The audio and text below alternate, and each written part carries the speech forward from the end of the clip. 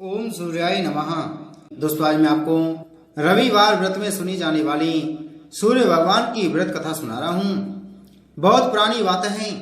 एक गांव में एक वृद्ध महिला रहती थी जो नियमित रूप से हर रविवार के दिन सूर्य उदय से पहले उठकर अपने नित्य कार्यों को पूरा कर अपने आंगन को गोबर से लिपती थी, जिससे वह साफ रह सके। तत्पश्चात सूर्य भगवान की पूजा करती थी। साथ ही रविवार को सूर्य भगवान की कहानी सुनती थी। इस दिन वह मात्र एक बार भोजन करती थी और उससे पूर्व सूरज भगवान को भोग लगाती थी। सूरज भगवान उस वृद्ध महिला से बहुत प्रसन्न थे। सूरज भगवान के प्रसन्न होने के कारण उस वृद्ध महिला को कोई कष्ट नहीं था। वह हमेशा बहुत खुश रहती थी। इसी दौरान उसके पास वाली पड़ोसन ने देखा कि वह वृद्ध महिला बहुत सुखी है, मैं इतने कष्ट में हूँ, तो वह उस वृद्ध महिला से जलने लगी। उस वृद्ध महिला के पास कोई गाय न होने के कारण वह गोबर अपने पड़ोसन से लिया करती थी। एक दिन उसकी पड़ोसन ने अपनी गाय को अपने घर के अंदर बांध दिया, जिससे उस वृद्ध महिला को पूजा करने के लिए गोबर न मिल सके।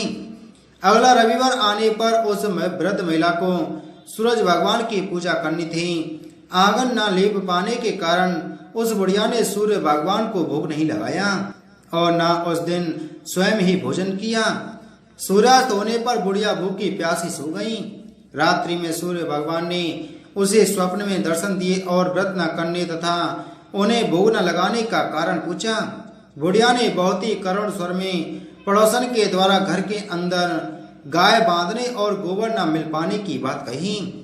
सूर्य भगवान ने अपनी अनन्य भक्त बुढ़िया की परेशानी का कारण जानकर उसके सब दुख दूर करते हुए कहा, हे माता, तुम प्रत्येक रविवार को मेरी पूजा और व्रत करती हो।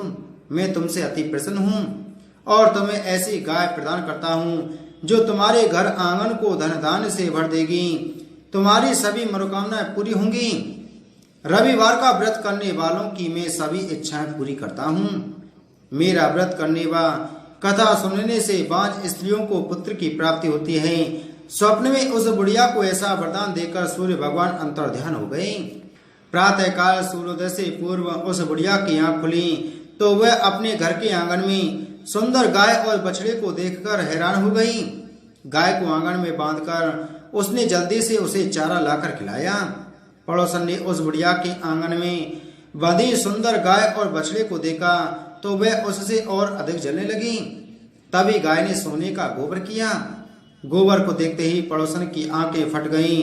पड़ोसन ने उस बुढ़िया को आसपास न पाकर तुरंत उस गोबर को उठाया और अपने घर ले गई तथा अपनी गाय का गोबर वहां रख आई।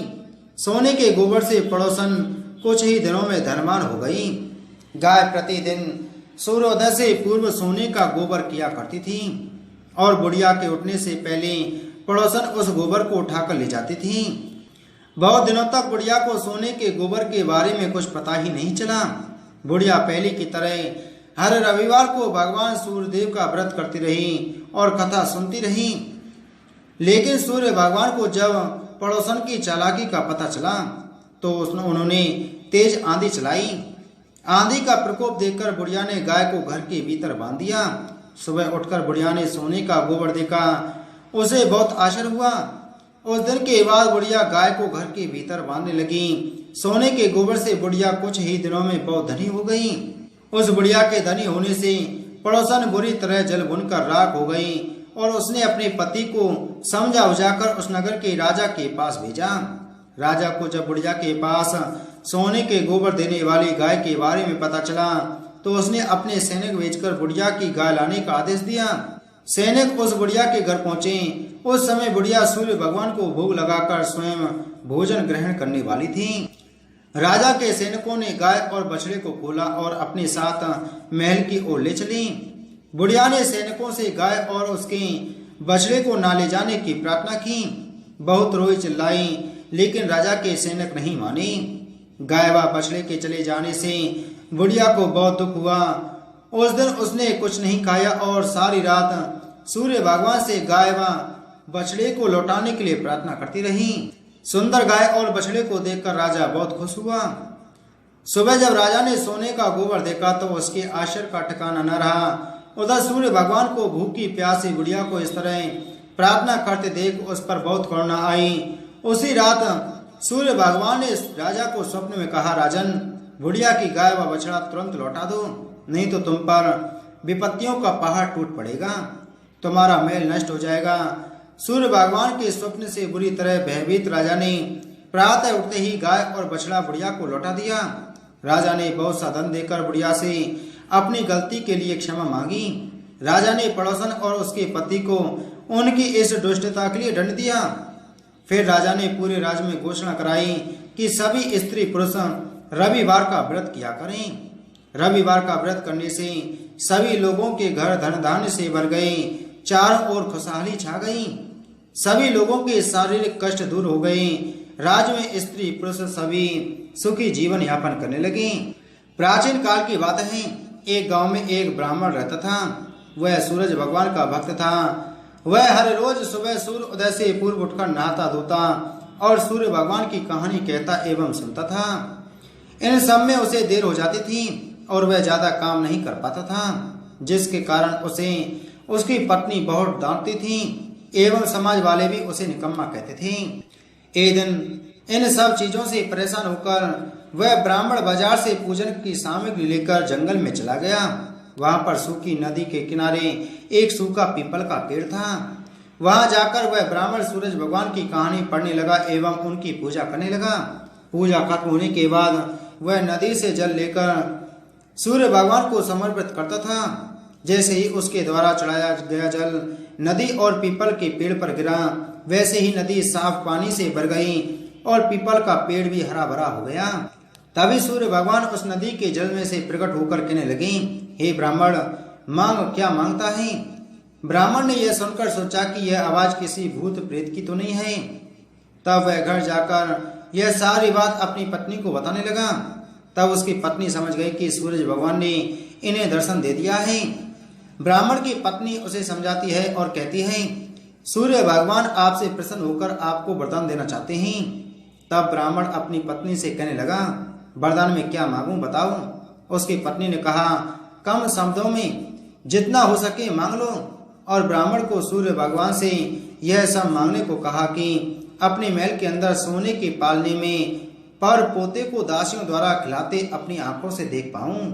अगले दिन जब वह जंगल में गया और सूरज भगवान की पूजा और आराधना करने लगा, तभी भगवान सूर्य फिर से प्रकट होकर ब्राह्मण से वरदान मांगने को कहने लगे। तब ब्राह्मण अपनी पत्नी के द्वारा बताए गए शब्दों को सूर्य भगवान से कहने लगा। तब सूरज भगवान ने यह सुनकर कहा, दिखने में तो तू बहुत भोला भाला लगता है, पर एक ही बार में सब मांग लिया।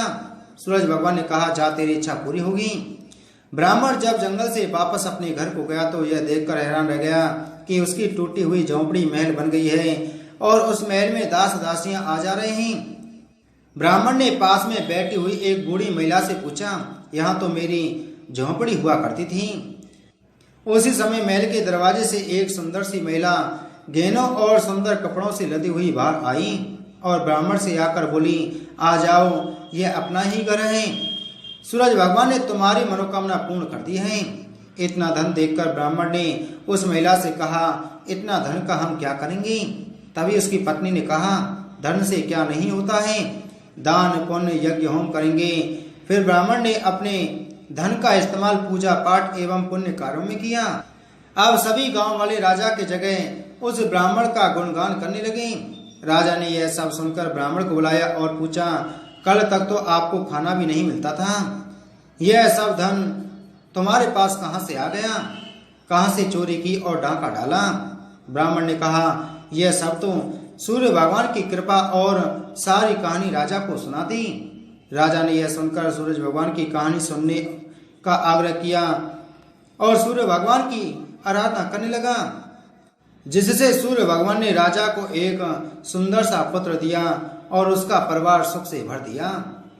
इसी तरह जो भक्त सूरज भगवान की कहानी पढ़ता है, कहता है और सुनता है और सूर्य भगवान की पूजा करता है, तो भगवान सूर्य उसकी सारी मनोकामनाएं पूर्ण कर देते हैं और अंत में मोक्ष प्रदान करते हैं। बोलो सूर्य भगवान